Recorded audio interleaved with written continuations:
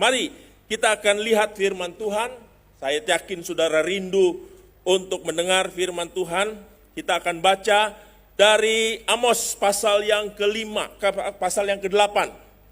Amos pasal yang ke-8 ayat yang ke-11 sampai dengan 14. Amos pasal yang ke-8 ayat yang ke-11 sampai dengan 14. Saya akan bacakan firman Tuhan demikian. Sesungguhnya waktunya akan datang, demikian firman Tuhan Allah. Aku akan mengirimkan kelaparan ke negeri ini, bukan kelaparan akan makanan dan bukan kehausan akan air, melainkan mendengarkan firman Tuhan. Ayat yang ke-12, mereka akan mengembara dari laut ke laut dan menjelajah dari utara ke timur untuk mencari firman Tuhan, tetapi tidak mendapatkannya. Pada hari itu akan rebah, lesu, anak-anak dara yang cantik dan anak-anak taruna karena haus. Mereka yang bersumpah demi Asima, demi Samaria, dan yang berkata demi Allahmu yang hidup, hai, dan serta demi dewa kekasihmu yang hidup, hai Betseba, mereka itu akan rebah dan tidak akan bangkit lagi. Saudara yang dikasihi Tuhan, firman Tuhan pada sore hari ini berbicara kepada kita mengenai satu kondisi dan keadaan atau nubuatan atau penglihatan yang terjadi ribuan tahun yang lalu. Tetapi saya merasakan bahwa apa yang dikatakan khususnya di dalam ayat 11 sampai dengan 12 seolah-olah itu terjadi pada kehidupan masa kini. Tema besar daripada kitab Amos, saudara, yaitu carilah aku, Tuhan, maka kamu akan hidup. Carilah Tuhan, maka kamu akan hidup. Saudara yang dikasihi Tuhan, pertanyaannya apakah waktu Nabi Amos melayani di Israel, dia termasuk nabi kecil atau nabi yang tidak populer, bahkan kenabiannya diragukan, tetapi di dalam penyampaian berita yang disampaikan sungguh dahsyat. Dikatakan, carilah Tuhan, maka kamu akan hidup. Pertanyaannya apakah Israel tidak mengenal Tuhan?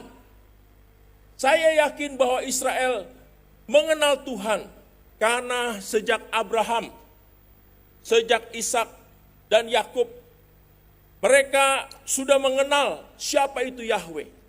Tetapi kenapa ditanyakan oleh Amos, carilah Tuhan, maka kamu akan hidup, seolah-olah Amos mengatakan kepada orang yang tidak mengenal Tuhan. Kalau andai kata saya bertanya kepada saudara-saudara, ya, kepada Ibu Tiur, kepada saudara-saudara yang lain, ya, saya tanya, apakah saudara mengenal Tuhan Yesus? Tentu reaksi saudara merasa, ini gimana sih Pak Wasis? Setiap minggu saya ke gereja, setiap hari saya berdoa, setiap hari saya baca Alkitab, kok masih ditanyain apakah saya mengenal Tuhan Yesus? Sama yang dikatakan oleh Amos, bahwa Israel harus mencari Tuhan, seolah Israel tidak mengenal Tuhan. Saudara yang dikasihi Tuhan, masalahnya bukan Israel tidak mengenal Tuhan. Tetapi Amos sebagai seorang nabi, dia berbicara apa adanya mengenai situasi dan kondisi yang dia lihat di dalam kehidupan orang Israel. Ada dua hal, kenapa Amos mengatakan carilah Tuhan, maka kamu akan hidup. Karena Amos melihat sebagai seorang nabi, tugas seorang nabi yaitu dia menyampaikan isi hati Tuhan, menyampaikan firman Tuhan kepada umat Tuhan. Dan Amos melihat di dalam kehidupan orang Israel pada waktu itu. Tolong PowerPoint-nya dipindahkan. Sudah jauh kita. Ya, saudara yang dikasihi Tuhan, Amos melihat, ada dua hal. Yang pertama, yaitu bahwa Israel tidak mengindahkan Yahweh atau Tuhan. ibadah-ibadah yang mereka lakukan tidak mengindahkan Tuhan. Karena apa? Karena kehidupan mereka yang dilakukan sehari-hari itu bertolak belakang dengan keberadaan mereka sebagai umat Tuhan. Apa yang disampaikan oleh Amos, yaitu Amos menyampaikan tentang kebenaran, tentang keadilan. Tetapi apa yang terjadi, saudara? Banyak orang Israel tidak melakukan kebenaran, tidak melakukan keadilan, melainkan hidup mereka, kalau orang Jawa bilang, ngawur, suka-sukanya saja. Jadi tidak menunjukkan identitas mereka bahwa mereka itu adalah umat Tuhan. Sehingga mereka tidak memperdulikan masalah kebenaran, mereka tidak memperdulikan masalah keadilan, korupsi jalan terus, perzinahan jalan terus, mabuk jalan terus, penipuan jalan terus. Jadi mereka percuma mengatakan bahwa saya percaya kepada Allah, percaya kepada Yahweh, tetapi hidup mereka tidak menunjukkan bahwa mereka punya Tuhan. Saudara yang dikasih Tuhan. Oleh sebab itu, Amos mengatakan, carilah Tuhan, maka kamu hidup. Karena apa yang mereka lakukan dalam kehidupan sehari-hari tidak mencerminkan mereka umat Tuhan. Mereka melakukan tindakan-tindakan yang jauh dari hukum-hukum Tuhan. Sehingga Amos berbicara keras, saudara-saudara. Berbicara keras mengenai kondisi pada saat itu. Saudara, sepertinya kalau kita diperhadapkan dengan situasi seperti Nabi Amos, kita agak susah ya. Agak susah. Kebanyakan kita cenderung untuk menyesuaikan diri dengan lingkungan dan situasi. Dikatakan kemarin, jangan katakan bahwa korupsi itu adalah budaya. Itu bukan budaya, tidak ada budaya korupsi. Itu adalah kejahatan. Itu kata Mahfud MD, saudara. Menteri Menkumham mengatakan bahwa korupsi itu bukan budaya, tetapi kejahatan. Jangan jadikan dosa itu budaya, tetapi itu kejahatan. Dan Amos berbicara keras di sini. Itu yang pertama, saudara yang dikasih Tuhan. Yang kedua, kenapa Amos mengatakan carilah Tuhan, maka kamu akan hidup. Karena pusat penyembahan daripada umat Tuhan bukan lagi kepada Tuhan. Pusat ibadahnya bukan kepada Tuhan. Tetapi pusat ibadahnya dikatakan saudara di dalam Amos pasal 5 ayat 5. Yaitu ke Gilgal, ke Betel, dan ke Betseba. Di situ adalah sarang penyembahan dewa-dewa. Karena biasanya kalau mereka habis ibadah, penyembahan dewa, mereka melakukan ritual yang maksiat, saudara. Jadi mereka menggantikan ibadah yang benar-benar ibadah kepada Tuhan, menjadi ibadah yang menurut mereka itu ibadah yang sesuai dengan keinginan mereka. Tuhan bukan lagi jadi pusat penyembahan. Tuhan bukan lagi menjadi pusat ibadah. Tetapi mereka pergi ke Gilgal, mereka pergi ke Betseba, mereka pergi ke tempat-tempat yang membuat mereka itu happy dan senang. Saudara, itu dosa yang sangat luar biasa sekali. Kalau kita berbicara tentang hidup kita, 3 bulan, saudara-saudara, bagaimana tidak ibadah rasanya? Memang kita buka YouTube, kita buka HP, kita lihat ibadah, tetapi beda, ya tidak? Dengan ibadah kalau kita langsung seperti ini. Kita rindu untuk kita mengalami hadirat Tuhan, ya, sehingga kita benar-benar mengalami perjumpaan dengan Tuhan. Mengalami persekutuan yang dalam dengan Tuhan, mengalami hubungan yang intim dengan Tuhan. Dan rasanya susah. Saya jujur, saudara-saudara, setiap minggu saya ikutin ibadah CWS. Siapa di sini yang setiap minggu ikutin ibadah CWS melalui YouTube? Coba angkat tangan. Wah, nggak semua ya, pantas subscribe-nya kecil. Ya, saya setiap minggu saudara, saya tidak peduli siapa pengkhotbahnya, yang penting saya mau berkomitmen sama keluarga saya ikut ibadah CWS Gedung Kenanga melalui YouTube. Apa yang terjadi saudara? Ketika ibadah justru terjadi diskusi yang membuat akhirnya ibadah jadi tidak hikmat. Saya yakin saudara rindu ibadah seperti ini, karena ibadah kita bukan hanya ibadah antara kita dengan sesama jemaat, tetapi ibadah di mana kita bersekutu dengan Tuhan yang menciptakan langit dan bumi. Fokus ibadah kita kepada Tuhan, tetapi Israel menggantikan fokus ibadah bukan kepada Tuhan, tetapi ke tempat-tempat yang dikatakan oleh mereka tempat-tempat keramat. Mungkin kalau pada masa kini, ya, kita tidak dalam konteks zaman dulu. Tempat Gilgal, Betseba kita itu bukan tempat-tempat seperti itu.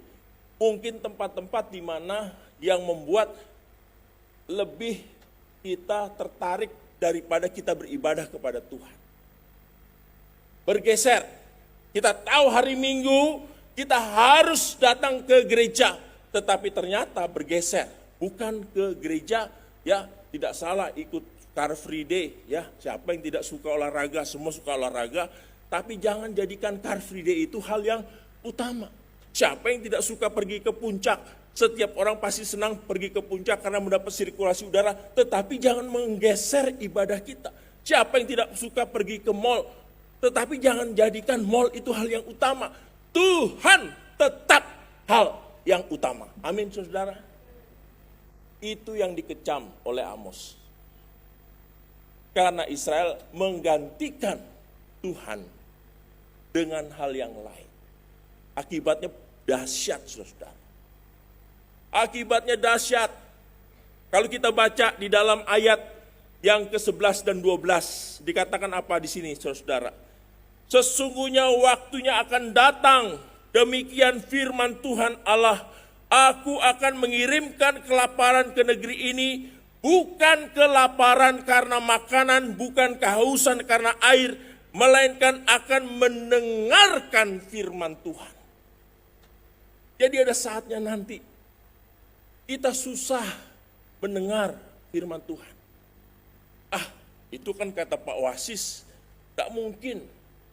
Kalau saudara lihat kisah-kisah orang Kristen di Cina, saudara, bagaimana mereka susah sekali beribadah, mereka susah sekali untuk berkumpul, mereka susah sekali untuk mendengar firman Tuhan, karena penguasa yang ada tidak mengizinkan untuk setiap orang percaya beribadah. Kalau ketahuan ibadah, mereka akan eksekusi, mereka akan persekusi, sehingga akibatnya mereka susah sekali mendengar firman Tuhan. Bukankah selama 3 bulan ini, saudara tidak boleh kemana-mana, di rumah saja, ya, karena PSBB, pembatasan sosial berskala besar, ya, di rumah saja nggak boleh ke gereja, semua ditutup, katanya lockdown, saudara. Kita merasakan itu baru awal apa yang Tuhan ingatkan kepada kita. Selagi masih ada kesempatan, kita harus cari Tuhan. Selagi masih ada kesempatan, kita harus mendengar firman Tuhan. Karena ada masanya nanti dikatakan di sini, bahwa orang akan haus dan lapar akan firman Tuhan. Dan luar biasa yang dikatakan, mereka akan mengembara dari laut ke laut, menjelajah dari utara ke timur, mencari firman Tuhan, tetapi tidak mendapatkannya. Pertanyaannya sekarang, saudara, apa sih itu firman Tuhan? Apa itu firman Tuhan? Firman Tuhan gampang, Pak. Firman Tuhan itu Alkitab, dari Kejadian 1 ayat 1 sampai Wahyu 22 ayat 21, betul. Firman Tuhan adalah Alkitab, dari Kejadian 1 ayat 1 sampai Wahyu 22 ayat 21, betul saudara. Masalahnya sekarang firman Tuhan ini, Alkitab ini sering dibaca atau tidak, saudara? Ada seorang yang kata orang bilang belagu, ya. Kebetulan keponakannya rajin baca Alkitab setiap hari. Lalu dia meledek, ya, dia meledek keponakannya, ngapain kamu baca Alkitab setiap hari? Ya. Om, gak pernah baca Alkitab.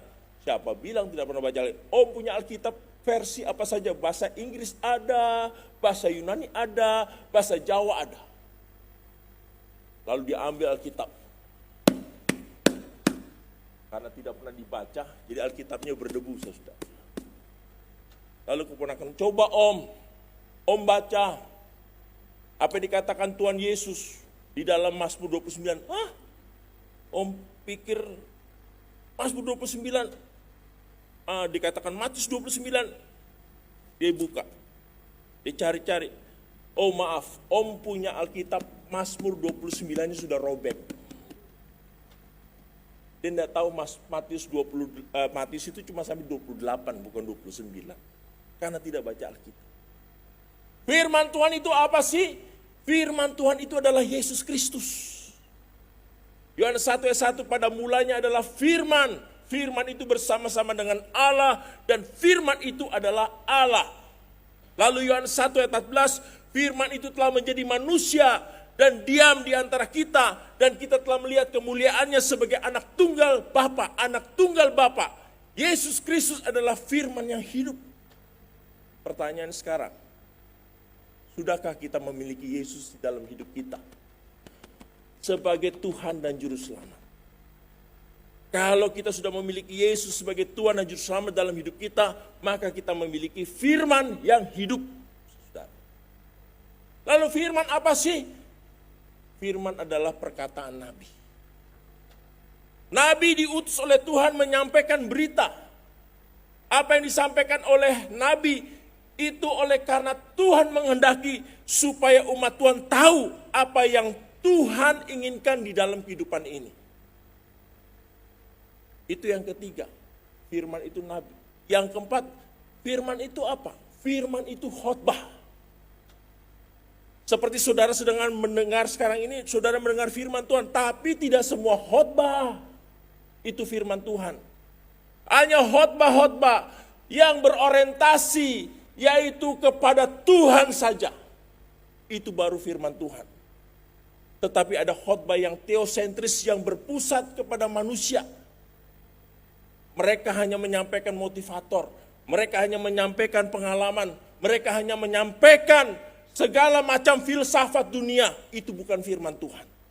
Yang namanya firman Tuhan adalah Alkitab ini yang dibaca, digali, dan kita berdoa sama Tuhan.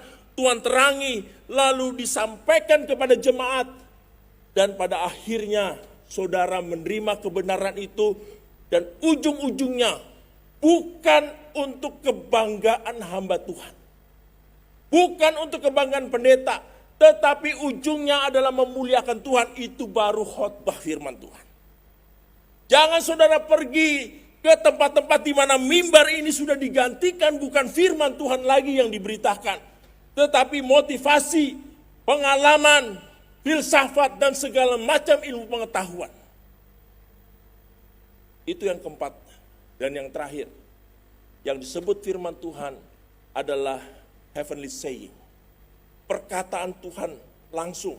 Ingat waktu Tuhan Yesus dibaptis di sungai Yordan oleh Yohanes Pembaptis, apa yang dikatakan? Inilah anakku, kepadanya lah aku berkenan. Perkataan Tuhan langsung. Ingat saudara-saudara, apa yang dikatakan firman Tuhan? Datanglah firman Tuhan kepada Yunus bin Amitai. Datanglah firman Tuhan, itu adalah heavenly saying. Nah saudara, saat ini kita masih mendapat firman Tuhan. Tetapi ada waktunya. Dikatakan di dalam ayat 12 tadi, bahwa dikatakan mereka akan mengembara dari laut ke laut, mereka akan menjelaskan dari timur ke timur untuk mencari firman Tuhan, tetapi tidak mendapatkannya. Luar biasa. Saudara, 3 bulan ini kita kerasa bagaimana kita harus dikurung di rumah, suka atau tidak suka. Saudara yang bekerja, ya beruntunglah kalau masih digaji separuh, saudara. Saya digaji separuh sebagai dosen, saya masih bersyukur sama Tuhan. Ya, karena sekolah masih menggaji saya separuh. Tapi saudara yang tidak mendapat pekerjaan oleh karena dipaksa untuk tinggal di rumah, inilah saatnya sebagai reminder Tuhan. Tuhan itu baik memberikan peringatan, reminder kepada kita. Untuk kita depend on, bergantung kepada Tuhan. Bukan bergantung kepada manusia, bukan bergantung kepada perusahaan, bukan bergantung kepada siapa-siapa, tapi bergantung kepada Tuhan. Jadi Tuhan baik 3 bulan ini saudara, kita diingatkan. Kuncinya carilah Tuhan, maka kamu akan hidup. Saudara, akibat yang terjadi pada zaman Amos, mereka sudah diperingatkan, mereka tidak gubris. Mereka sudah ditegur keras, mereka tidak peduli akibatnya apa. Kalau saudara baca kitab Amos, di dalam Amos pasal yang kelima, pasal ke-6, akhirnya mereka dikalahkan oleh Babel dan seluruh orang Israel ditawan sebagai tawanan, dan disitulah mereka teriak. Karena tidak ada lagi nabi, tidak lagi ada hamba Tuhan, tidak ada lagi firman Tuhan. Mereka menjadi orang-orang yang hidup dalam kegelapan oleh karena mereka menjadi orang-orang tahanan. Mereka berteriak. Maka pasal 8 jelas sekali. Pasal 8 jelas sekali. Kenapa mereka tidak mendapatkan firman Tuhan? Karena sudah tidak ada nabi lagi. Sudah tidak ada suara Tuhan lagi. Suara Tuhan berhenti. Dan ini pernah terjadi, saudara. Setelah kitab Malaki, ada 400 tahun sebelum Yesus lahir. Apa yang disebut dengan silent time. Tuhan tidak bicara. Masa kegelapan. Sampai pada akhirnya Tuhan datang melalui berita sukacita yang saudara baca di saat Natal, yaitu Lukas 2 ayat 14. Ya, kemuliaan bagi Allah Bapa di tempat yang maha tinggi dan damai sejahtera di bumi di antara manusia yang berkenan. Para gembala domba takut karena mereka tidak mendengar firman Tuhan. Jadi saudara, carilah Tuhan selagi dia masih bisa ditemui. Apa yang kita alami dengan pandemik COVID-19 ini adalah satu peringatan yang Tuhan berikan kepada kita untuk kita kembali kepada Tuhan. Saudara yang sudah jauh berbalik kepada Tuhan. Saudara yang selama ini tidak sungguh-sungguh, kita berbalik kepada Tuhan. Saudara yang sudah sungguh-sungguh, semakin sungguh-sungguh, carilah Tuhan, maka kamu akan hidup. Kata hidup di sini, yaitu hidup yang ada di dalam pengaturan Tuhan. Hidup sebagaimana dikatakan bahwa kita ini seperti domba. Ya, kita ini seperti domba.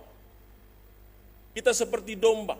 Kita tidak mungkin bisa hidup tanpa gembala.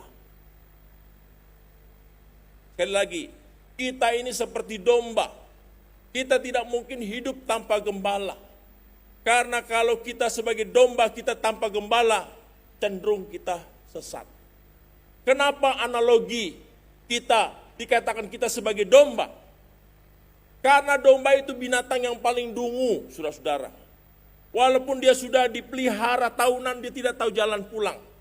Dia hanya tahu suara gembalanya. Dan dia ikut gembalanya. Gembalanya bawa ke rumput yang hijau. Mereka makan rumput yang hijau. Gembalanya bawa ke air yang tenang. Mereka minum air yang segar. Jadi saudara, kembali kepada Tuhan. Kita akan hidup sebagaimana yang dikatakan Mazmur 23. Kita memerlukan gembala. Saatnya saudara, untuk kita kembali mencari Tuhan, berbalik kepada Tuhan, supaya kita memiliki hidup. Saudara tidak perlu khawatir tentang apa yang akan terjadi di dalam pekerjaanku, hidup sehari-hariku, dan semua urusan ekonomiku dan masa depanku. Kalau saudara serahkan hidupmu kepada Sang Gembala Agung, maka saudara akan dibawa oleh Tuhan ke tempat yang berumput hijau, ke air yang tenang. Asalkan kita menempatkan diri kita sebagai domba yang memerlukan Yesus sebagai gembala kita, untuk kita dibawa oleh Tuhan kemana Tuhan ingin supaya kita melangkah. Saudara jangan khawatir.